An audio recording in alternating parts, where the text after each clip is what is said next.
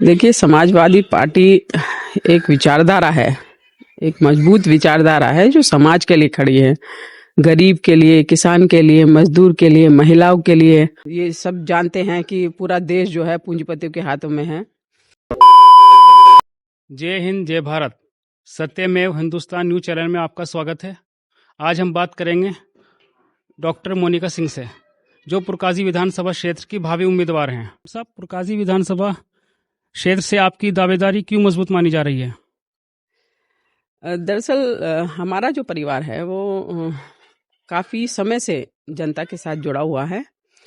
हम खेल के माध्यम से भी जनता के बीच में रहते हैं और समाज में जो समस्याएं होती हैं तो वो समस्याओं को लेकर जनता, जो गरीब जनता है वो हमारे यहाँ आती है, समस्या लेके आती है, तो उसके समाधान में हम समय समय पर कराते हैं। और जनता से हमारा लगाव है, हम जनता के बीच में है, इसलिए जनता चाहती है कि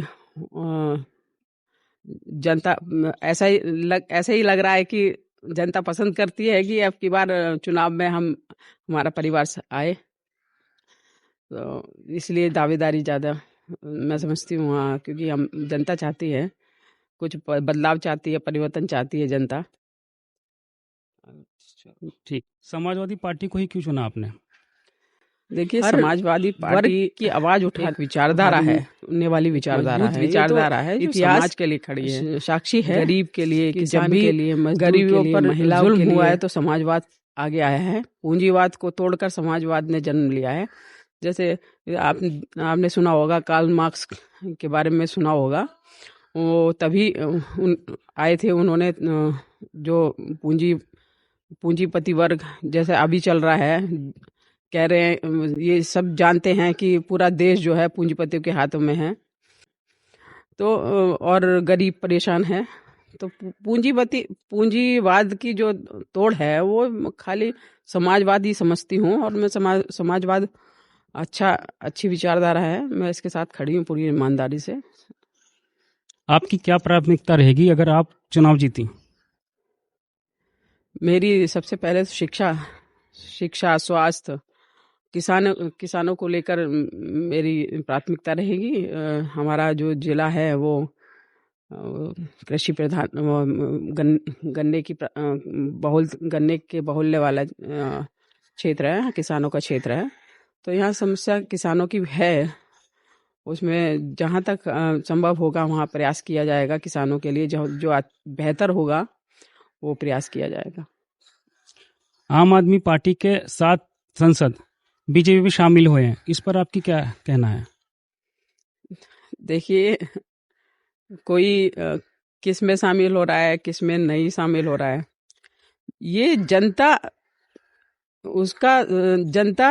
शामिल होने के बाद जनता तय करती है कि क्या ठीक है, क्या गलत है। जनता ने जिस नज़रिए से उन लोगों को पसंद किया था, अब परिवर्तन के बाद जनता का क्या नज़रिया रहे वो तो जनता बता सकती है। अगर आपको टिकट नहीं मिला, क्या आप पार्टी से जुड़ेंगी? बिल्कुल, ये तो अगर पार्टी अवसर देती है, सेवा का अवसर देती है, तो वो बहुत अच्छी बात है। बाकी समाज के साथ तो हम पहले से जुड़े ही हुए हैं, और जो समस्याएं होती हैं समाज की, उसमें मैं आगे बढ़कर अपनी भूमिका निभाती हूँ। वो चलती रहेगी। चुनाव का हमारे माननीय राष्ट्रीय अध्यक्ष अखिलेश यादव जी अगर मुझे योग्य मानते हैं तो मैं उनके उस पे पूरा उतरने की कोशिश करूंगी। पूर्व मंत्री अमीर आलम खां के राजनीति में आने से मुजफ्फरनगर की राजनीति में क्या फ़र्क पड़ेगा?